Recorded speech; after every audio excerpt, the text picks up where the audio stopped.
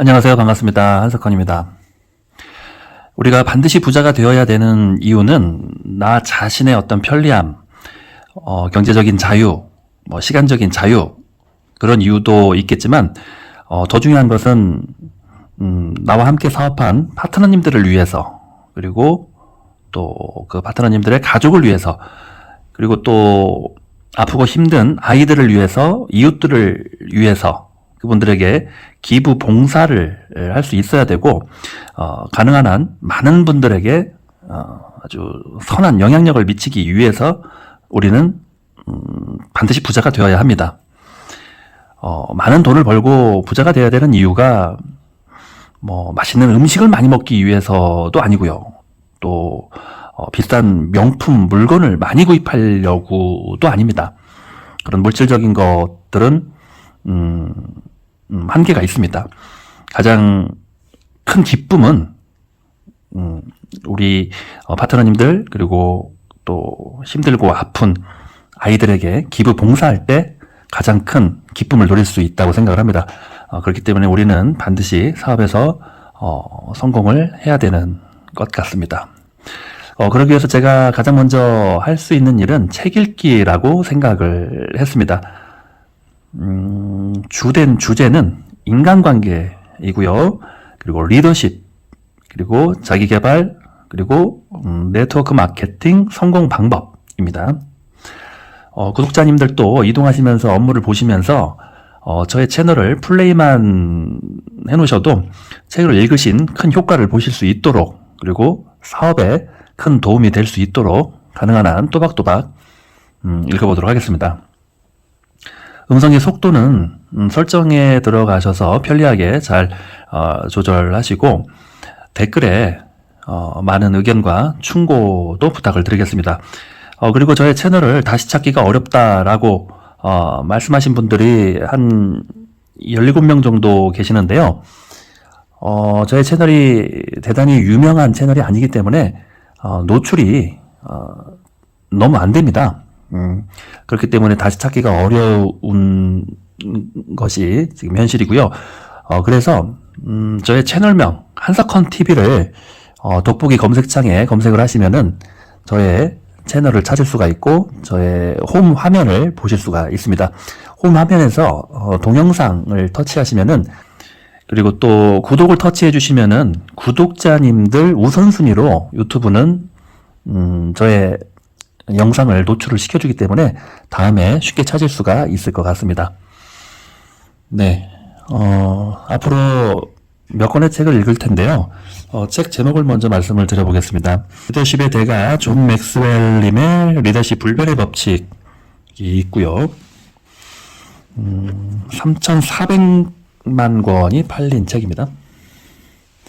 그리고 카네기 인간관계론 30가지 원칙, 좀 많이 축소되고 요약되어서 읽기에 너무나 처음 읽기에 편리하게 잘 만들어져 있어서 이렇게 요약되어 있는 카네기 인간관계론을 선택을 했고요. 그리고 네트워크 마케팅의 너츠 앤 볼츠, 젠루 여사님이 쓴 책이죠. 근데 구체적으로 사업의 방법을 잘 되어 있는 책입니다. 그리고 파이프라인 우화라는 책도 읽어보고요. 그리고 다음 새로운 백만장자들, 폴 제인 필저가 지은입니다. 다가오는 1조 달러 웰니스 산업을 준비하고 부를 얻는 구체적인 방법이 제시되어 있습니다. 그리고 마지막으로 존 맥스웰의 리더의 조건을 오늘은 읽어보도록 하겠습니다. 세계적인 지도자들과 CEO들은 아침마다 왜 이 책을 펼쳐드는가? 세계적인 리더십 전문가이자 베스트셀러 저자이다. 1947년 미국 미시간주에서 태어나 오하이오 기독대학교를 졸업한 후 아주사 신학대학원에서 석사와 박사 학위를 받았다. 리더십 컨설팅 그룹 인조이와 이쿱을 설립하여 40년 넘게 포춘이 선정한 500대 기업과 웨스트 포인트 내셔널 풋볼 리그, UN 대사들 그리고 전 세계의 지도자들을 상대로 활발한 강연 활동을 펼치고 있다. 존 맥스웰은 미국에서만 1,300만 부 이상 판매고를 올린 베스트셀러 저자이며 아마존.com 10주년 명예의 전당에 이름을 올린 25명의 작가와 예술가 중 한 명이기도 하다. 뉴욕타임즈, 월스트리트 저널, 비즈니스 위크 등에서 최고의 저자로 선정되기도 했다. 네. 세계 최고 리더십 지도자로 뽑힌 이 존 맥스웰의 책은 위대한 영향력, 그리고 리더십 불변의 법칙, 그리고 리더십 골드, 최고이나 모든 리더들이 알아야 할 리더십. 나의 소중한 친구 존 맥스웰은 리더들을 이끄는 그만의 탁월한 능력을 이미 입증하였다. 나는 이번에 출간된 존 맥스웰 리더의 조건에서도 더 많은 것들을 배울 수 있을 것이라 확신한다. 맥스 루케이도 예수님처럼이라는 책을 지은 저자입니다. 네, 그리고 또 아마존의 서평을 한번 읽어보겠습니다. 존 맥스웰은 위대한 리더는 상대가 무엇을 원하는지 단번에 파악하고 기회를 놓치지 않으며 나에게 득이 되지 않을 것을 알면서도 베푼다. 라고 말했다. 가슴에서 우러나오는 진정한 리더십은 곧 다른 사람들과 마음을 소통하는 것이다. 리더십은 하루아침에 가질 수 있는 능력이 아니다. 자고로 리더란 끊임없이 스스로를 채찍질하며 성장해 나가야 하는 존재인 것이다. 그런 리더가 되길 원한다면 이 책을 통해 개개인의 성향을 강화할 수 있는 현실적인 조언을 얻을 수 있을 것이다. 네, 지금 서평을 이렇게 하고 있습니다. 그리고 또 다른 서평을 읽어보겠습니다.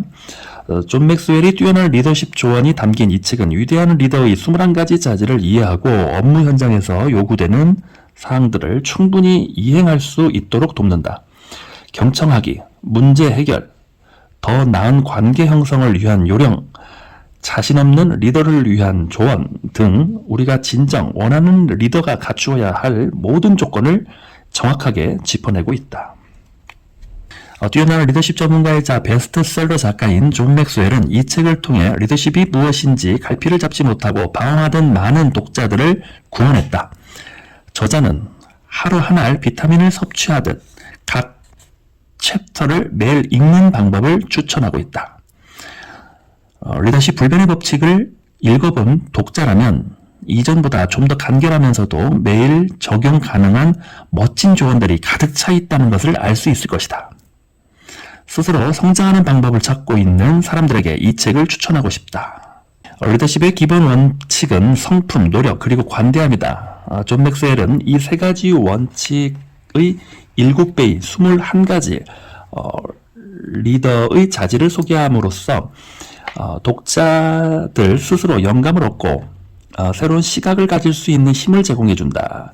이 책을 읽는 동안 나 스스로도 알지 못했던 나만의 매니지먼트 스타일을 바꿀 수 있었고 그 변화로 인해 나를 대하는 동료들의 태도도 달라져 효과적인 결과를 실감할 수 있었다.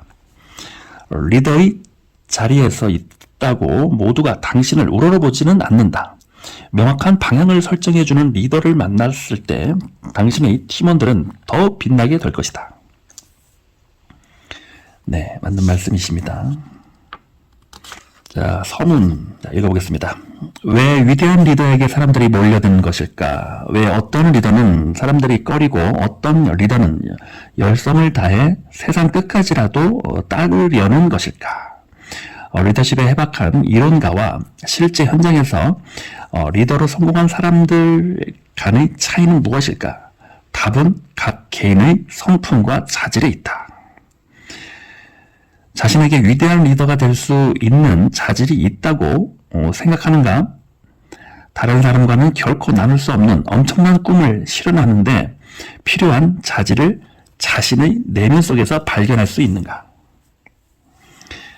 진정한 잠재력을 발휘하고 싶다면 용기를 갖고 솔직하게 이 질문에 대해 생각해 봐야 할 것이다.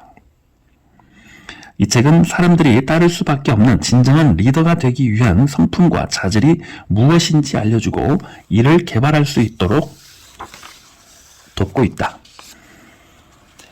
내가 전에 집필했던 존 맥스웰 리더십 불변의 법칙에서 다루고 있는 여러 가지 법칙 중 하나인 과정의 법칙은 리더십이란 매일매일 오랜 기간 커가는 것이지 하루아침에 달성되진 않는다 라고 말했다. 리더십 법칙을 익히는 건 리더로 발전해가는 과정 중에서도 매우 중요한 부분이다. 리더십이 어떻게 작용하는지 가르쳐주기 때문이다. 하지만 리더십을 이해하는 것과 실제로 행하는 것은 별개의 일이다. 리더십 최고의 경지에 오르기 위해서는 내면에서부터 바깥으로 장점을 성장시켜 나가야만 하는 것이다. 나는 빌과 이야기를 나눈 뒤 시간을 내어 내가 알고 있는 최고 리더들, 즉 사람들이 따르고 싶어하는 리더들의 특성을 살펴보며 공통적인 주제를 찾았다. 수많은 리더들과 이야기를 나누면서 그들의 내면을 들여다보았다. 또 현재의 리더들뿐만 아니라 역사에 영향을 준 리더들도 조사를 하였다. 위대한 리더들이 공통적으로 갖고 있던 21가지 자질을 하나하나 기록했다. 이 책은 존 맥스웰 리더십 불변의 법칙을 보완하는 동반자적인 의미를 갖고 있다. 양이 많지 않기 때문에 책을 펼치는 순간 한 번에 서너 장씩 쉽게 읽어 나갈 수 있을 것이다. 어쩌면 앉은 자리에서 모두 읽어버릴지도 모르겠다. 하지만 절대로 그렇게 하지 말라. 이 책은 빌 프리맨이 택했던 독서법을 따르도록 고안된 책이다. 나는 여러분이 한동안 이 책을 바로 곁에 두며 생활하기를 간절히 바란다. 한 장을 읽고 나면 어느 정도 시간을 두고 생각하라. 깊이 생각하고 다시 보고 또 다시 새롭게 생각하면서 활용해야 한다. 읽은 내용 중 자신에게 특히 부족한 부분이 있다면 다음 장으로 넘어가기 전 시간을 내어 그것에 대해 논의하라. 이런 식으로 서너 차례 계속 되풀이해 각 장점들을 자기 것으로 만들어 가다 보면 이 책을 다 읽는데 1년 이상의 시간을 보내는 독자도 있을 것이다. 리더십에 있어서 모든 것은 유동적이다. 그러나 한 가지 바뀌지 않는 것이 있다면 리더십은 내면으로부터 성장한다는 사실이다. 내면에서부터 리더의 자질을 키우다 보면 그것은 바깥으로 표출되기 마련이다. 결국 사람들은 여러분을 따르고 싶어 할 것이다. 그렇게 될 때 여러분은 세상 어떠한 것과도 맞설 수 있게 될 것이다. 목차를 한번 보겠습니다. 처음에는 성품, 바위처럼 되어라. 두 번째는 카리스마, 세 번째는 헌신, 소통, 능력, 용기, 통찰력, 집중력, 관대함, 결단력, 경청, 열정, 긍정적 태도, 문제 해결 능력, 관계, 책임감, 안정감, 자기 단련, 섬기는 마음, 배우려는 자세, 비전. 제1장 성품입니다. 바위처럼 되어라. 리더십이란 사람들을 하나의 공통된 목표에 규합시키는 능력과 의지, 그리고 신뢰감을 심어주는 성품을 말한다. 성품은 순간의 비용보다 가치 있다. 기업체의 항공기를 타본 경험이 많은 사람이라면 적어도 한 번쯤은 리어제트기를 타보았거나 본 적이 있을 것이다. 필자도 한두 번 그 비행기를 타볼 기회가 있었는데 정말 대단한 경험이었다. 이 제트기들은 작지만 상당히 빠르다. 그것은 마치 제트 엔진이 달린 좁다란 관에 올라가는 것 같았다. 이 제트기의 장점을 한 가지 이야기해보라고 한다면 그것은 탑승 자체가 처음부터 끝까지 무척이나 유쾌하다는 것이다. 그 중에서도 내게 가장 경이로웠던 것은 제트기가 절약해준 시간이었다. 여행이 잦아 비행기 탈 일이 많은 나는 공항까지 차를 타고 가는 일을 비롯해 렌트카 업소, 공항 셔틀버스 정류장, 그리고 북적대는 터미널. 도무지 개선될 것 같지 않은 시간 지연에 이미 익숙해진 지 오래다. 하지만 리어제트기를 이용하면 이러한 여행 시간을 쉽사리 반으로 줄일 수 있다. 이 놀라운 비행기의 아버지는 바로 빌 리어라는 사람이다.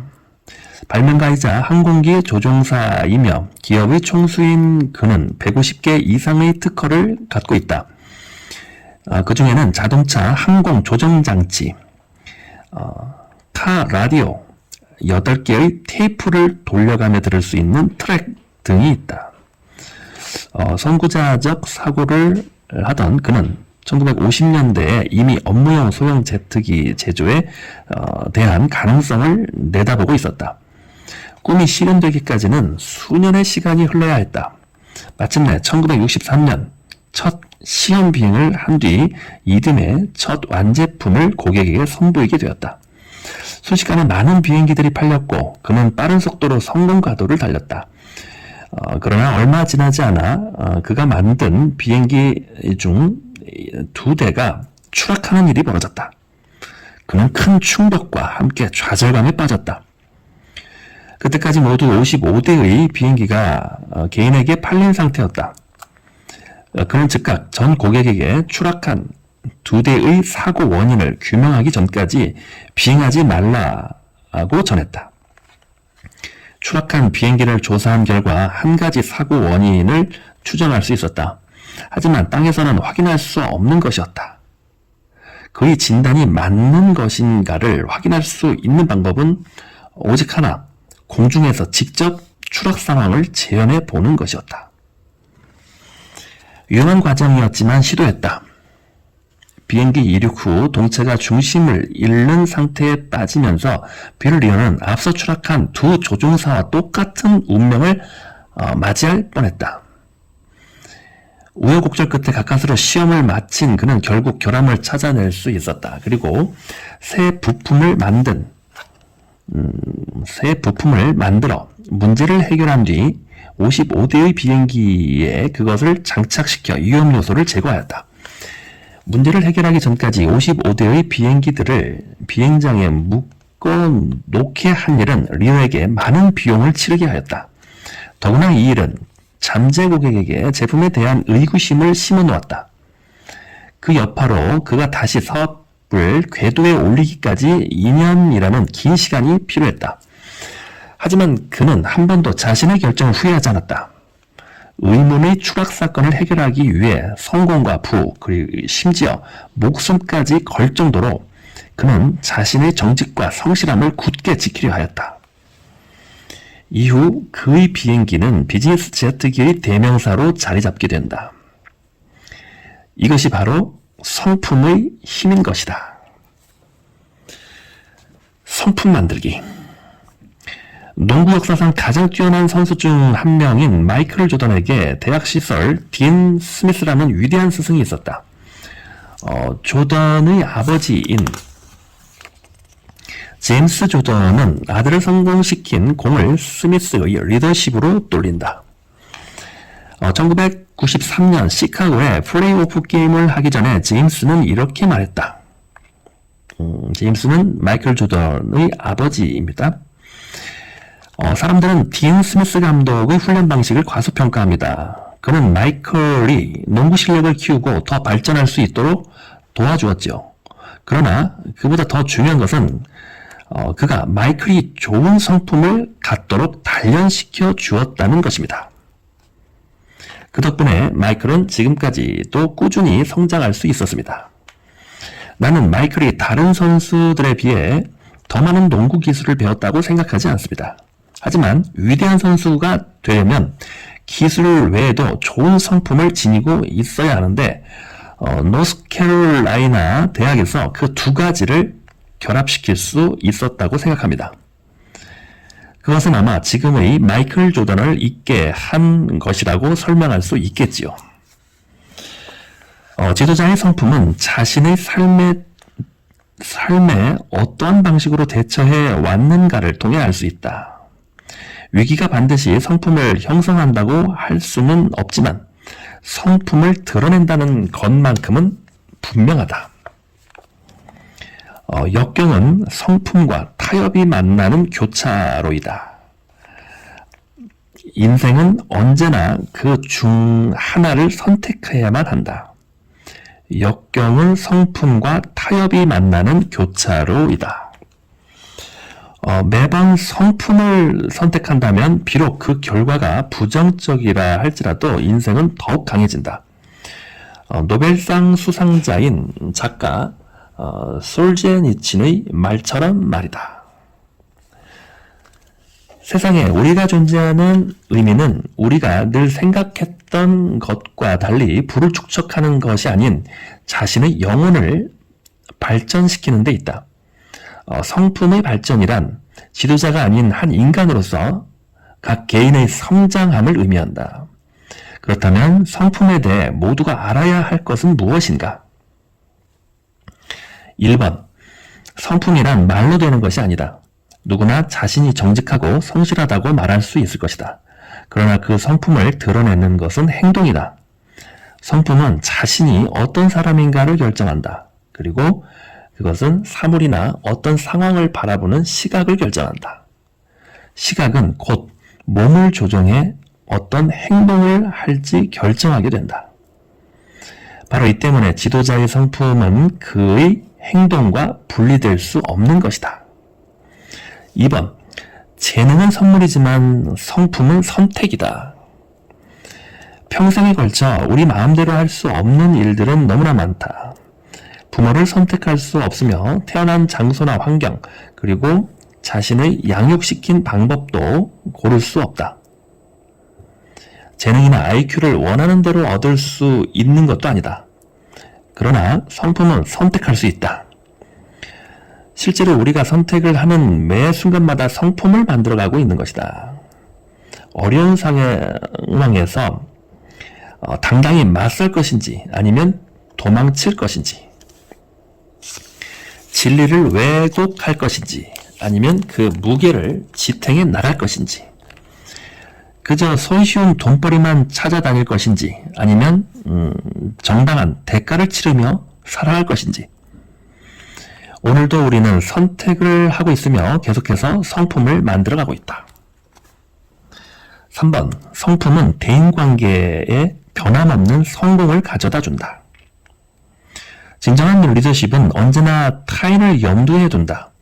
혼자만 앞장서 나가고 아무도 따르지 않는다면 결국 그 길을 홀로 걷게 될 것이다. 리더의 성품에 결함이 있다는 것을 알게 될 때 사람들은 리더를 신뢰하지 않으며 더 이상 따르지 않게 된다. 4번. 자신의 성품이 갖고 있는 한계를 뛰어넘을 수 있는 사람은 없다. 탁월한 재능을 갖고 있는 사람들이 성공을 거둔 뒤 갑작스럽게 곤두박질 하듯 아래로 떨어지는 것을 본 적이 있는가? 이러한 현상의 원인 역시 성품이다. 성공 증후군의 저자이자 하버드 의대 심리학자인 스티븐 버글레스는 엄청난 성취감을 얻었다 하더라도 그것을 지탱할 기본적인 성품이 없다면 파멸로 향하게 된다. 거만, 그리고 외로움의 고통, 파괴적인 모험 추구, 가난, 이 네 가지는 약한 성품을 갖고 있는 사람들에게 언제나 턱없이 비싼 대가를 요구하고 있다. 네 가지 A를 조심해야 되겠습니다. 거만,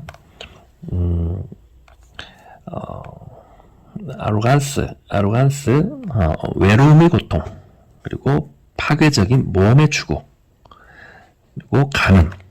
네. 자, 다음은 자가진단입니다. 만일 당신이 버글레스가 규정한 네 가지 A에 해당한다면 작전 시간을 요청하라. 성공이 가져오는 스트레스로부터 벗어나기 위해 반드시 해야 할 것을 행하라. 그리고 전문가에게 도움을 요청하라. 현재 자신이 처한 시련은 결코 시간이나 돈 또는 더 많은 명성으로 해결할 수 없다는 것을 잊어서는 안 될 것이다. 성품의 균열은 시간이 흐를수록 그 깊이가 더해지며 더욱 파괴적으로 변한다. 설사 이 네 가지로 인해 고통받고 있지 않다 할지라도 계속해서 자신의 성품을 점검해야 한다. 자신의 말과 행동이 일치하는지 항상 스스로 물어보라. 어떠한 과업이든 언제나 끝까지 충실하게 행했는가? 자녀들의 학교회나 운동 경기를 참관한다고 약속했을 때 정말로 가보았는가? 사람들은 당신과의 약속을 진정한 약속으로 믿고 있는가? 가정에서나 직장에서나 모임에서 사람들을 이끌 때 성품이야말로 우리의 가장 중요한 자산이라는 것을 잊지 말아야 할 것이다. 미드파크사의 아렌 버나드 회장은 성품에 대해 다음과 같이 말하고 있다. 리더십을 발휘함으로써 얻게 될 사람들의 존경심 그리고 리더 자신의 윤리적인 삶을 전제로 한다. 리더가 존경받기 위해서 언제나 옳고 그름의 경계선 위에 있어야 할 뿐 아니라 회색지대가 없는 투명한 삶을 살아야 한다. 리더의 실천법을 읽어보겠습니다. 균열을 찾아라. 잠시 시간을 내어 우리 삶의 주된 영역, 직장, 결혼생활, 가정, 봉사 등을 돌아보라. 정도가 아닌 지름길을 택하고 적당히 타협하고 사람들을 저버린 적은 없는지 살펴보아라. 그리고 지난 2개월 동안 기억나는 그러한 일들을 모두 적어보아라. 패턴을 찾아라. 기록한 것을 자세히 검토해 보아라. 그중 특히 약한 부분이 있지 않는가? 계속해서 떠오르는 문제의 패턴이 있지는 않는가? 그렇게 감지된 패턴은 성품에 관한 문제를 진단하는 데 도움을 준다. 당당하게 받아들여라. 우리의 결점을 인정하고 사과하며 행동에 대해 책임을 질 때 성품의 회복이 가능하다. 과거의 행동으로 인해 사과해야 할 사람들의 명단을 만들어라. 그리고 그들에게 진심으로 사과하라. 다시 세워라. 새로운 미래를 세우는 것은 과거의 행동에 당당히 맞선 것과는 별개의 것이다. 새로운 미래를 세우는 것은 과거의 행동에 당당히 맞서는 것과 별개의 것이다. 무엇이든 약한 부분을 발견했다면 똑같은 실수를 방지하기 위한 계획을 세워라. 요약 노트를 읽어보겠습니다.